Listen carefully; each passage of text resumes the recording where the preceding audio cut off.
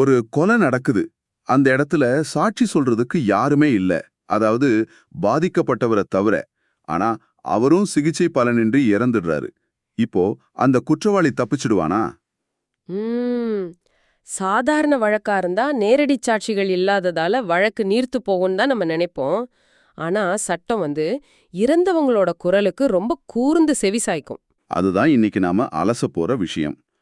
ஒரு மனிதனோட இறுதி வார்த்தைகளுக்கு நம்ம சட்டம் ஏன் ஒரு வழக்கோட ஒட்டுமொத்த போக்கையே மாத்தக்கூடிய அளவுக்கு அபரிமிதமான வலிமையை கொடுக்குது. உங்களுக்காகவே பிரத்யேகமா வடிவமைக்கப்பட்ட இந்த ஆழமான தேடல்ல மரண வாக்குமூலம், அதாவது டையிங் டிக்ளரேஷன் அப்படிங்கிற சட்ட கருத்தியலை நாம முழுமையா ஆராய போறோம். கண்டிப்பா. இது ரொம்பவே உணர்வுபூர்வமான, அதே சமயம் தர்க்க ரீதியான ஒரு சட்டப்பகுதி. ஆமா, இந்த தேடலோட விதிமுறை உங்களுக்கு தெரியும்னு நினைக்கிறேன். நம்ம கிட்ட இருக்கிற மூல ஆவணத்தோட ஒவ்வொரு பத்தியையும் முதல்ல நான் ஆங்கிலத்துல வார்த்தைக்கு வார்த்தை எந்த மாற்றமும் இல்லாம வாசிப்பேன். அதுக்கப்புறமா அந்த சட்ட நுணுக்கங்களை நாம இணைஞ்சு தமிழ்ல ரொம்ப ஆழமா பகுப்பாய்வு செய்ய போறோம். சரியா சொன்னீங்க. ஒரு தனி மனிதனோட இறப்பு எப்படி ஒட்டுமொத்த சமூக நீதியோடும் பின்னி பிணிஞ்சிருக்கு அப்படிங்கறத இந்த ஆவணம் ரொம்ப தெளிவா விளக்குது. நாம ஆரம்பிக்கலாமா? Regarding the cause of their death or the circumstances of the transaction that resulted in their death. In modern Indian jurisprudence, admitting a voice from the grave is an imperative necessity for maintaining social order.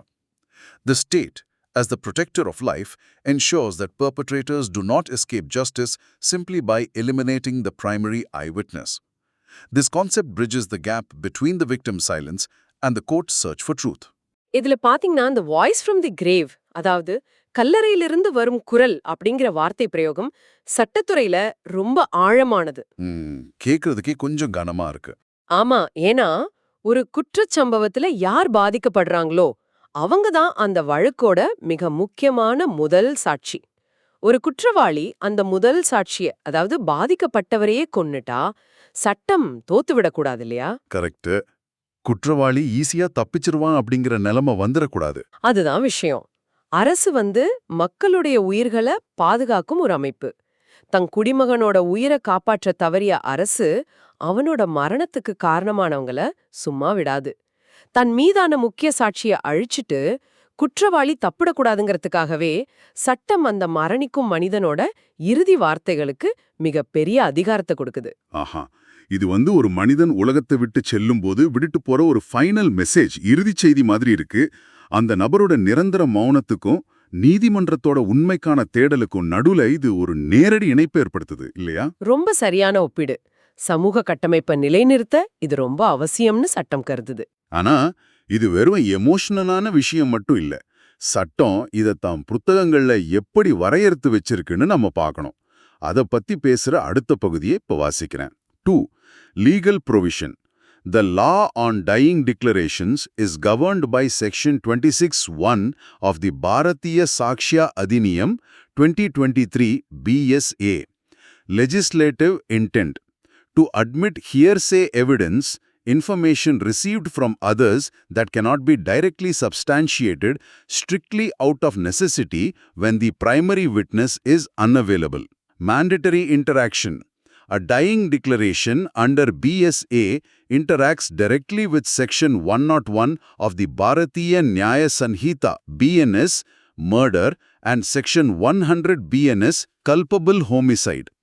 Procedurally, it triggers police inquest under Section 194 of the Bharatiya Nagarik Suraksha Sanhita BNSS. Significant legal shifts. The BSA transitions this rule from the repealed Section 32(1) of the Indian Evidence Act IEA.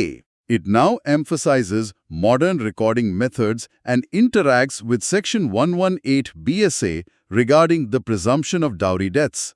Statutory overlap. An inconsistency often occurs between the general law of homicide, Section 103 BNS, and the special offense of dowry death, Section 80 BNS. Courts must harmonize the declaration with specific statutory presumptions under special laws to ensure justice in domestic violence cases. இப்போ இதுல நம்ம முக்கியமா கவனிக்க வேண்டியது சட்டத்தோட பரிணாம வளர்ச்சியை தான். பழைய இந்திய சாட்சிய சட்டம், அதாவது IEA செக்ஷன் 32ல இருந்த விதிகள் இப்போ புதிய BNS 2023ல செக்ஷன் 26க்கு மாத்தப்பட்டிருக்கு. ஓ, அப்போ இது நேரடியாகவே கொலை குற்றங்களை கையாள்ற BNS செக்ஷன் 101 மற்றும் 100 கூட தொடர்புடையது. ஆமா, சரியா சொன்னீங்க. ஆனா இதுல ரொம்ப நுட்பமான ஒரு விஷயம் இருக்கு. அது என்னன்னா வரதட்சணை சாவு வழக்குகள் தான். வரதட்சணை வழக்குகளா? அதுக்கு மரண வாக்கு மூலத்துக்கும் என்ன ஸ்பெஷல் லிங்க்? பாத்தீங்கன்னா சாதாரண கொலை வழக்கிற்கும் வரதட்சணை கொடுமையால நடக்கிற மரணங்களுக்கும் நடுல சில சட்ட முரண்பாடுகள் வரும். குடும்ப வன்முறை வழக்குகள்ல 4 சுவத்துக்குள்ள நடக்கிற கொடுமைகளுக்கு வெளியிலிருந்து பெருசா சாட்சிகள் இருக்க மாட்டாங்க. உட்கார்ந்து வேடிக்கை பார்க்க யாரும் இருக்க மாட்டாங்க. எக்ஸாக்ட்லி. அந்த சூழல்ல இறந்த பெண்ணோட வாக்குமூலமும் வரதட்சணை மரணம் குறித்த சட்டப்பூர்வ அனுமானமும் ஒன்றோடொன்று இணக்கமா செயல்படணும் அப்படிங்கறதான் இந்த சட்டம் வலியுறுத்துது. இது புரியுது. ஆனா இங்கே எனக்கு ஒரு வலுவான சந்தேகம் வருது. நீதிமன்றங்கள் எப்பவுமே அவர் சொன்னாரு இவர் சொன்னாருன்னு சொல்ற அந்த செவிவழி செய்திகளை ஹியர்சே எவிடன்ஸ்னு சொல்லுவாங்கல்ல, அதை ஆதாரமா ஏத்துக்காதுங்கிறது தானே சட்டத்தோட பொதுவான விதி. ஆமா, நேரடி சாட்சியங்களுக்கு மட்டும்தான் கோர்ட்ல மதிப்பு. அப்போ ஒருத்தர் கோர்ட்ல வந்து குறுக்கு விசாரணைக்கு உட்படுத்தப்பட்டால் மட்டுமே அந்த சாட்சியம் ஏத்துக்கப்படும்னு சொல்லுவாங்க. ஆனா இங்க மட்டும் சட்டம் ஏன் செவிவழி செய்தியை ஏத்துக்குது? இது ரொம்ப சூப்பரான கேள்வி. நீங்க சொல்றது 100க்கு 100 உண்மைதான். ஆனா மரண வாக்குமூலத்தை பொறுத்த வரைக்கும் சட்டம் டாக்ட்ரின் ஆஃப் நெசசிட்டி, அதாவது கட்டாய தேவை அப்படிங்கிற ஒரு கோட்பாட்டை பயன்படுத்துது. கட்டாய தேவையா? அதாவது வேற வழியே இல்லைங்கிற நிலைமையிலையா? ஆமா, ஒரு நபர் இறந்துட்டாரு, இப்போ அவரே வந்து சாட்சி சொல்ல முடியாது, அவரை குறுக்கு விசாரணையும் செய்ய முடியாது இல்லையா? அந்த அசாதாரண சூழ்நிலையில நீதியை நிலைநாட்டுறதுக்கான ஒரு கட்டாய தேவைக்காக மட்டுமே இந்த செவிவழி செய்தி ஒரு முக்கிய சாட்சியா ஏத்துக்கப்படுது. ஓ, அப்போ இது சட்டத்தோட புது விதிக்கு வழங்கப்படுற ஒரு மிகப்பெரிய விதிவிலக்கு. சரியா புரிஞ்சுக்கிட்டீங்க. சரி, இந்த விதிவிலக்கு நடைமுறையில எப்படி செயல்படுது அப்படிங்கறத அடுத்த பகுதி ரொம்ப தெளிவா விளக்குது. அதை இப்போ பாப்போம். 3. Analysis Procedural Logic. To determine the evidentiary value, the following procedural elements are applied. Jurisdiction. Cases involving dying declarations, homicide, or cognizable, police may arrest without warrant, and non-bailable, triable exclusively by the Court of Session. Admissibility. A dying declaration is highly relevant and can be the sole basis for conviction if it is voluntary and truthful.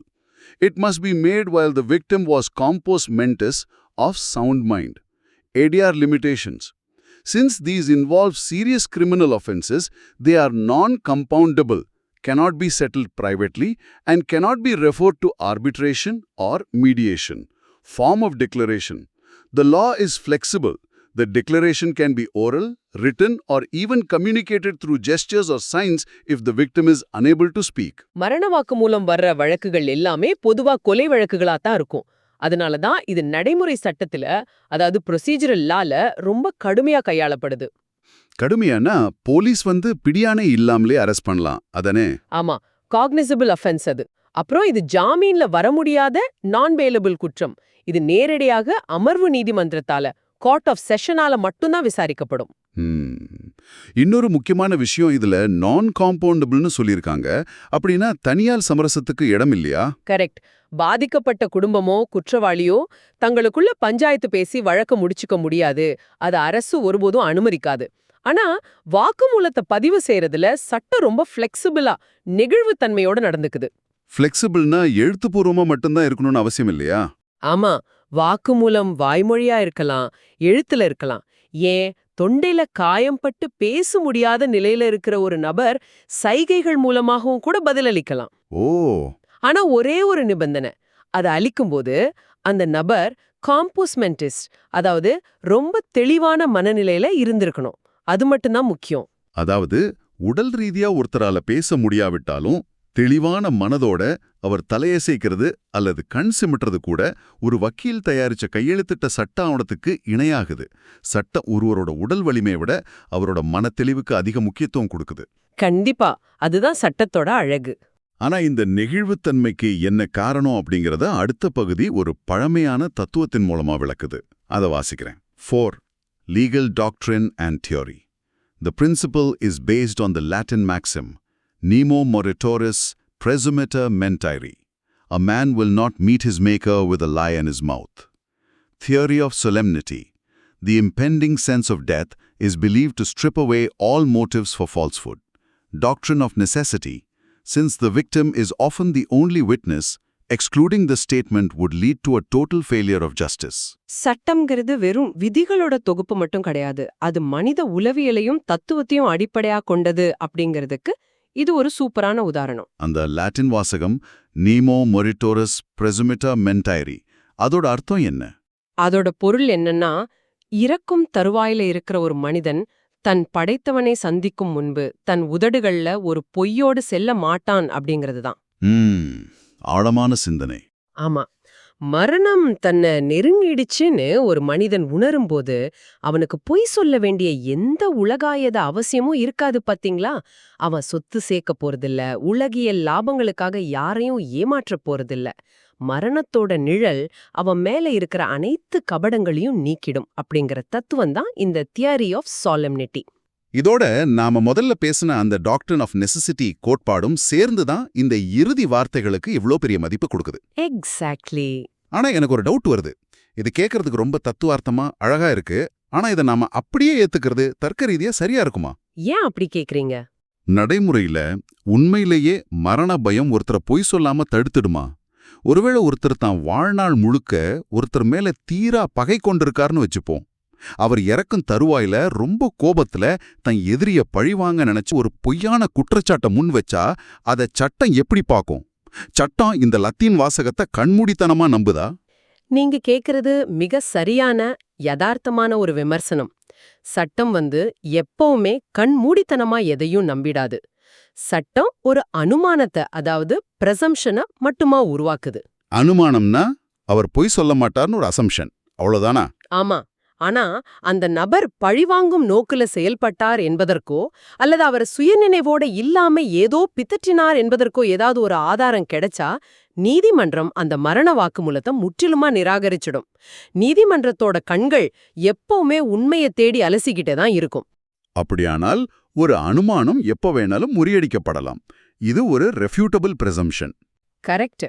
ஆனா இதை நீதிமன்றங்கள் நடைமுறையில எப்படி கையாளுது? வெறும் தத்துவங்களை மட்டும் வச்சுக்கிட்டு தீர்ப்பு வழங்கிட முடியாது இல்லையா?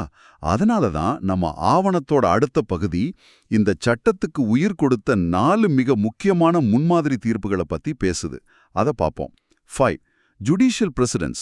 Kushal Rao v. State of Bombay, 1958, held that a truthful and reliable dying declaration can form the sole basis of conviction without needing further corroboration. Lakshman v. State of Maharashtra ruled that the absence of a doctor's certificate does not invalidate the declaration if the person recording it is satisfied of the victim's lucid state. Sharad Bridhichand Sarda v. State of Maharashtra, 1984, defined the circumstances of transaction, allowing statements made before the actual danger of death to be relevant in cases of continuous cruelty. Government of NCT of Delhi, 2010, established that multiple dying declarations must be consistent. If they vary significantly, the court must exercise extreme caution. இந்த 4 வழக்குகளும் பாத்தீங்கன்னா மரண வாக்குமூலம் அப்படிங்கிற கட்டிடத்தை தாங்கி பிடிக்கிற 4 மாபெரும் தூண்கள்னு சொல்லலாம். முதல் கேஸ் அந்த குஷால் ராவ் வழக்கு. ஆமா, 1958ல நடந்த குஷால் ராவ் வழக்கு. இது ரொம்ப தெளிவா சொல்லிருச்சு.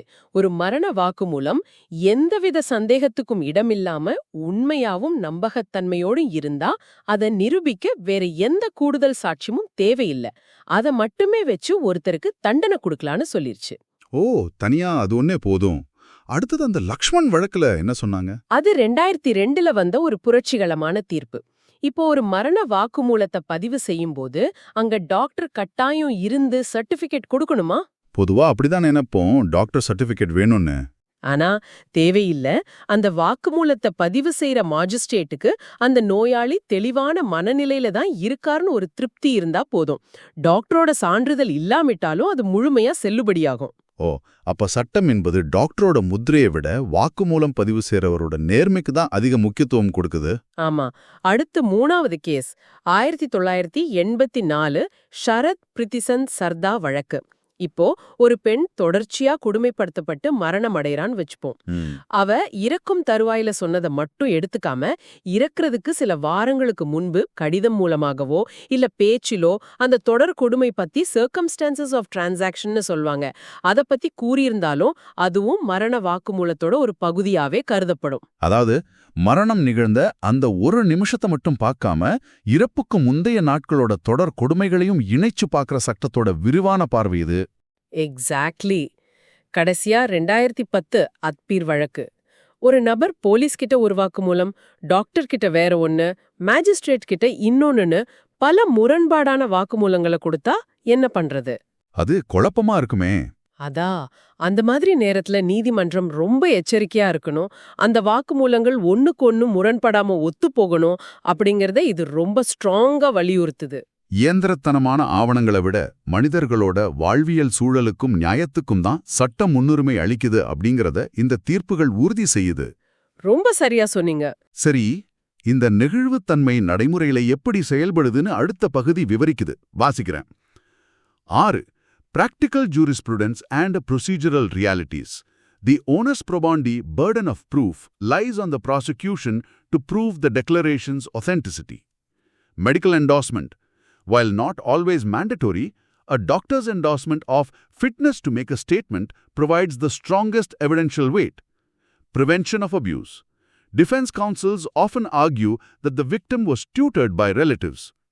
To prevent abuse of process, the High Court may use Section 528 BNSS inherent powers to quash proceedings if the declaration is found to be a clear fabrication. நடைமுறை யதார்த்தங்கள் நாம நினைக்கிற மாதிரி அவ்வளவு சுலபம் இல்ல. இதுல நாம முதல்ல கவனிக்க வேண்டிய வார்த்தை ஓனஸ் ப்ரோபாண்டி. ஓனஸ் ப்ரோபாண்டி, அதாவது burden of proof. நிரூபிக்கும் பொறுப்பு. எந்தவித வற்புறுத்தலும் இல்லாம கொடுக்கப்பட்டது அப்படிங்கறத நிரூபிக்க வேண்டிய முழு பொறுப்பும் அரசு தரப்புக்கு, அதாவது ப்ராசிக்யூஷனுக்கு தான் இருக்கு. மருத்துவரோட சான்றிதழ் கட்டாயம் இல்லைன்னு நம்ம முந்திய கேஸ்ல பார்த்தோம். ஆனா ஒரு மருத்துவர் இவர் வாக்குமூலம் அளிக்க தகுதியான உடலிலும் மனதிலும் இருக்கார்னு சான்று அளிச்சா அது அந்த வாக்குமூலத்துக்கு மிகப்பெரிய இரும்பு கவசம் மாதிரி ஒரு வலுவை சேர்க்கும். அப்போ எதிர்த்தரப்பு வக்கீல்கள் என்ன வாதம் வைப்பாங்க? அவங்க எப்பவுமே ஒரு வாதத்தை முன்வைப்பாங்க. பாதிக்கப்பட்டவருக்கு அவரோட உறவினர்கள் தப்பான தூண்டுதல் டியூட்டரிங் கொடுத்து இப்படி பொய் சொல்ல வச்சிட்டாங்க அப்படின்னு வாதிடுவாங்க. ஓ, அதை எப்படி நீதிமன்றம் கையாளும்? அப்படி ஒரு வாக்குமூலம் முற்றிலுமா ஜோடிக்கப்பட்டதுன்னு நீதிமன்றத்துக்கே தெரிஞ்சா உயர் நீதிமன்றம் தன்னோட சிறப்பு அதிகாரமான BNSS செக்ஷன் 528 பயன்படுத்தி அந்த வழக்கையே அப்படியே ரத்து செஞ்சிடும். இங்கதான் என் மனசுல ஒரு தர்க்க ரீதியான கேள்வி வருது. ஒரு நபர் இறக்கும் தருவாயில ஆஸ்பத்திரியில உயிருக்கு போராடிக்கிட்டு இருக்காரு. அவரை சுத்தி இருக்கிற சொந்தக்காரங்க அவருக்கு தப்பான தூண்டுதல், அதாவது பிரெயின் வாஷ் பண்ணியிருக்காங்க அப்படிங்கறத நீதிமன்றம் எப்படித்தான் கண்டுபிடிக்கும்? ஒருவரோட உள்நோக்கத்தை அளவிட முடியுமா என்ன? அது ஒரு மிகச் சிக்கலான சவால் தான். அத நீதிமன்றம் பல சூழ்நிலை சான்றுகளை வச்சுதான் கண்டுபிடிக்கணும். உதாரணமா வாக்குமூலம் கொடுக்கும்போது அறையில யார் யார் இருந்தாங்க, மாஜிஸ்ட்ரேட் வந்த உடனே உறவினர்கள் வெளியேற்றப்பட்டாங்களா, அந்த வாக்குமூலத்துல பயன்படுத்தப்பட்டிருக்கிற வார்த்தைகள் அந்த நபரோட கல்விக்கும் பின்னணிக்கும் ஏத்த மாதிரி இருக்கா? ஓ, அதாவது ஒரு சாதாரண பாமரர் சட்டப்பிரிவுகளை பேசி வாக்குமூலம் கொடுத்தா அது சந்தேகம்தான். ஆமா, ஒரு வக்கீல் சொல்லிக் கொடுத்தது போல செயற்கையா இருந்தா மாட்டிக்கிடுவாங்க.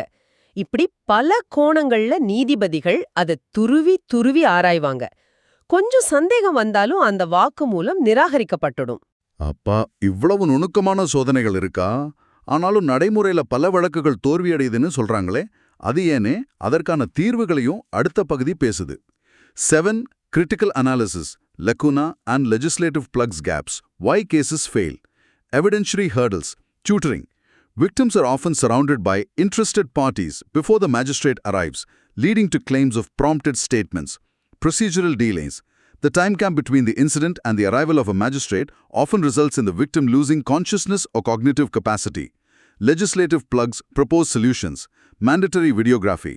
The BSA should be amended to mandate audiovisual recording of the statement by the first responding officer to capture the victim's immediate and raw testimony. Statutory presumption. Insert a clause in the BSA that a statement recorded by a judicial magistrate is presumed to be true, shifting the burden to the defense to prove it was coerced. பல வழக்குகள் ஏன் தோல்வி அடையுது அப்படிங்கிறதுக்கு 2 முக்கிய காரணங்களை இங்க முன்வைக்கிறாங்க. ஒன்னு, நாம முன்பு பேசின அந்த உறவினர்களோட தலையீடு. மாஜிஸ்ட்ரேட் வர்றதுக்குள்ள அவங்க சொல்லி கொடுத்துடுறாங்க. கரெக்ட். 2வது காரணம் நடைமுறை தாமதம். ஒரு குற்றச்சம்பவம் நடந்து போலீஸ்க்கு தகவல் போய் அவங்க மாஜிஸ்ட்ரேட்டுக்கு தகவல் சொல்லி அவர் ஆஸ்பத்திரிக்கு வர்றதுக்குள்ள பல மணி நேரங்கள் ஆயிடுது. அதுக்குள்ள அந்த நோயாளி சுயநினைவை இழந்துடலாம், இல்ல இறந்துடலாம். ஆமா. அப்போ இதுக்கு என்ன தீர்வு? 2 தீர்வுகளை இந்த ஆவணம் முன்மொழியுது. 1, மேண்டட்டரி வீடியோகிராஃபி, கட்டாய காணொளி பதிவு. ஓ, மாஜிஸ்ட்ரேட்டுக்காக காத்திருக்காமலே பதிவு செய்யறதா? ஆமா. முதல்ல அந்த இடத்துக்கு போற அதிகாரியே அந்த நோயாளியோட முதல் வாக்குமூலத்தை அப்படியே ஆடியோ மற்றும் காணொளியா பதிவு செஞ்சிடணும். 2வது தீர்வு என்னன்னா ஸ்டாட்யூட்டரி பிரிசம்ப்ஷன், சட்டப்பூர்வ அனுமானம். அது அப்படின்னா என்ன? ஒரு மாஜிஸ்ட்ரேட் பதிவு செய்யற வாக்குமூலம் 100% உண்மைன்னு சட்டம் ஒரு விதியை உருவாக்கணும். அது பொய்ன்னு நிரூபிக்க வேண்டிய முழு சுமையையும் எதிர்த்தரப்போட தலையில சுமத்திடணும். இந்த காணொளி பதிவு அப்படிங்கிறது மிகச் சிறந்த யோசனையா எனக்கு படுது. இது பாத்தீங்கன்னா நம்ம நீதித்துறைக்கு ஒரு வாகனத்துல பொருத்தப்படுற நேரடி பதிவு கருவி, அதாவது டேஷ் கேம் மாதிரி செயல்படும். ரொம்ப அழகான ஒப்பீட்டு. வெறும் காகிதத்துல எழுதப்பட்ட வார்த்தைகளை படிச்சு பார்க்கறத விட ஒரு வீடியோ பதிவு அந்த நபரோட முகபாவனைகள், அவரோட உண்மையான உணர்ச்சிகள், பேசும்போது ஏற்படுற தயக்கம், அந்த வலியோட வெளிப்பாடு என அனைத்தையும் அப்படியே நீதிமன்ற கண்முன் நிறுத்திடும் இல்லையா? 100க்கு 100 உண்மை. உணர்ச்சிகளையும் வலியையும் தாள்கள்ல எழுதுறதை விட ஒரு காணொளி அத பல மடங்கு அழுத்தமா நீதிமன்றத்துல பதிவு செய்யும். மாஜிஸ்ட்ரேட் வர தாமதமாகிற சூழல்ல இது ஒரு மிகப்பெரிய வரப்பிரசாதமா அமையும். அருமை. இப்ப நாம ஆவணத்தோட இறுதி பகுதிக்கு வந்துட்டோம். 8 conclusion. A dying declaration is a vital instrument that fulfills the mandate of Article 21 of the Constitution, right to life. By ensuring that the victim's final words have legal weight, the BSU upholds Article 14, equality before the law, and reinforces the ultimate constitutional goal of social justice, ensuring that even from the grave, a victim can demand and receive justice. இந்த முடிவுரை தான் ஒட்டுமொத்த சட்டத்தோட ஆன்மான்னு சொல்லலாம். நாம இவ்ளோ நேரம் வெறும் criminal நடைமுறை சட்டங்களை பத்தி மட்டும்தான் பேசணும்னு இல்ல. இது நேரடியாகவே நம்ம அரசியலமைப்பு சட்டம், கான்ஸ்டிடியூஷன் கூடவும் தொடர்புடையது. ஆமா. ஆர்டிகிள் 21 ஒரு மனிதனோட வாழும் உரிமையை உறுதி செய்யுது. ஒருவன் கொல்லப்படும்போது அந்த உரிமை பறிக்கப்படுது இல்லையா? அந்த உரிமைக்கான நீதிய அவனது இறுதி வார்த்தைகள் மூலமா சட்டம் நிலைநாட்டுது. ஓ, அப்போ ஆர்டிகிள் 14 உயிருடன் இருப்பவருக்கும் இறந்துவிட்டவருக்கும் சட்டம் சமமான நீதியையே வழங்கும் அப்படிங்கிற அடிப்படையில ஆர்டிகிள் 14, அதாவது சட்டத்தின் முன் அனைவரும் சமம் அப்படிங்கிற விதியை இது நிலைநிறுத்துது.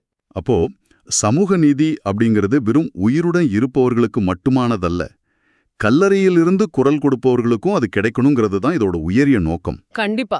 ஒரு கிரிமினல் சட்ட நடைமுறைக்குள்ள இவ்வளவு பெரிய அரசியலமைப்பு சட்டத்தோட தத்துவங்கள் அடங்கியிருக்கு அப்படிங்கிறது எனக்கு ஒரு புதிய வெளிச்சத்தை கொடுக்குது. ஆமா, அதுதான் சட்டத்தோட ஆழம். இப்போ நாம இந்த ஆழமான தேடலோட இறுதிக்கு வந்துட்டோம்.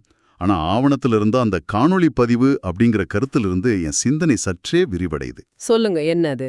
சட்டம் இப்போதான் வீடியோ பதிவோட அவசியத்தை பத்தி பேசிக்கிட்டு இருக்கு. ஆனா உலகம் தொழில்நுட்பத்துல எங்கேயோ போயிடுச்சு. எதிர்காலத்துல செயற்கை நுண்ணறிவு, ஏஐ, அப்புறம் டீப் ஃபேக்ஸ் மாதிரியான தொழில்நுட்பங்கள் மூலமா ஒரு நபர் இறக்கிறதுக்கு முன்பே அவரை போல ஒரு போலியான காணொளி வாக்குமூலத்தை யாராவது உருவாக்கி நீதிமன்றத்துல சமர்ப்பிச்சா என்னாகும்? சட்டம் அதை எப்படி எதிர்கொள்ள போகுது? இது ரொம்ப ரொம்ப ஆழமான, அதே சமயம் சிந்திக்க வேண்டிய ஒரு கேள்வி. கல்லறையிலிருந்து வர்ற குரல் உண்மையானதா இல்ல கம்ப்யூட்டர்ல உருவாக்கப்பட்டதான்னு சட்டம் தனக்குத்தானே கேட்டுக்க வேண்டிய காலம் வெகு தொலைவில் இல்ல. தொழில்நுட்பம் வளர வளர நம்ம நீதித்துறையும் தன் தடைவியல் கருவிகளை, அதாவது ஃபாரன்சிக் டூல்ஸை மேலும் கூர்மையாக்கிக்கிட்டே இருக்கணும். அந்த ஒரு சிந்தனையோட இன்றைய இந்த ஆழமான தேடலை நம்ம நிறைவு செய்வோம். சட்டம் எவ்வளவுதான் கடினமா இருந்தாலும் அதோட இறுதி நோக்கம் நீதியை நிலைநாட்டுறது தான் அப்படிங்கறத இன்னைக்கு நம்ம ஒவ்வொரு வரியா படிச்சு தெரிஞ்சுக்கிட்டோம். ஆமா, அந்த கல்லறையிலிருந்து வரும் குரல் எப்பவுமே உண்மையை பேசட்டும். நீதிமன்றங்கள் அந்த உண்மையை கேட்க தவறாதிருக்கட்டும். கண்டிப்பா. உங்களுக்காகவே பிரத்யேகமா வடிவமைக்கப்பட்ட இந்த அறிவார்ந்த தேடல் உங்களுக்கு புதிய திறப்புகளை தந்திருக்கும்னு உறுதியா நம்புறேன். மீண்டும் ஒரு சுவாரஸ்யமான ஆய்வுல நாம சந்திப்போம்.